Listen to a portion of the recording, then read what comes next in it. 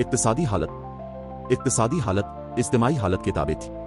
इसका अंदाज़ा अरब के ज़राए माश पर नज़र डालने से हो सकता है कि तिजारत ही उनके नज़दीक ज़रूरत ज़िंदगी हासिल करने का सबसे अहम ज़रिया थी।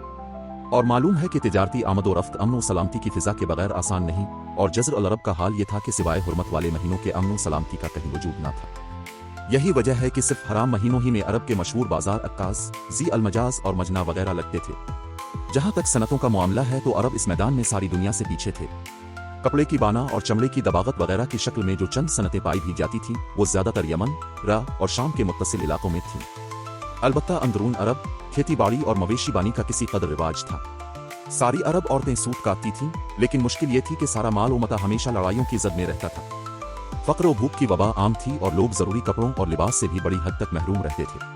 अखलाक ये तो अपनी जगह मुस्लिम है कि अहले जाहिलियत में खसीस और ज़िल आदतें और विजदान, शऊर और अरुन सलीम के खिलाफ बातें पाई जाती थीं, लेकिन इनमें ऐसे पसंदीदा इखलान फाजिला भी थे जिन्हें देखकर इंसान दंग और शशदर रह जाता है।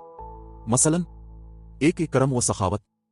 ये अहले जाहिलियत का ऐसा वस्फ था जिसमें वो एक दूसरे से आगे निकल जाने की कोशिश करते थे और उस पर इस तरह फख्र करते थे कि अरब के आधे अशार इसी पर नजर हो गए हैं। उस वस्फ की बुनियाद पर किसी ने खुद अपनी तारीफ की है तो किसी ने किसी और की। हालात ये थे कि सख्त जाड़े और भूख के जमाने में किसी के घर कोई मेहमान आ जाता और उसके पास अपनी एक ऊँटनी के सिवा कुछ न होता जो उसकी और उसके कुंबे की जिंदगी का वाहिद जरिया होती, तो भी ऐसी संगीन हालत के बावजूद इस पर सखावत का जोश गालिब आ जाता और वो उठकर अपने मेहमान के लिए अपनी वो ऊँटनी ज़बह कर देता। उनके करम ही का नतीजा था कि वो बड़ी बड़ी देती और माली जिम्मेदारियां उठा लेते और इस तरह इंसानों को बर्बादी और खूनरेजी से बचाकर दूसरे रऊसा और सरदारों के मुकाबिल फख्र करते। इसी करम का नतीजा था कि वो शराब नोशी पर फख्र करते थे, इसलिए नहीं कि ये बजान खुद कोई फख्र की चीज थी, बल्कि इसलिए कि ये करम वो सखावत को आसान कर देती थी, क्योंकि नशे की हालत में माल लुटाना इंसानी तबीयत पर गरा नहीं गुजरता। इसलिए ये लोग अंगूर के दरख्त को करम और अंगूर की शराब को बिन्त अल करम कहते थे। जाहली अशार के दवावैन पर नजर डालिए तो ये मदह व फख्र का एक अहम बाब नजर आएगा।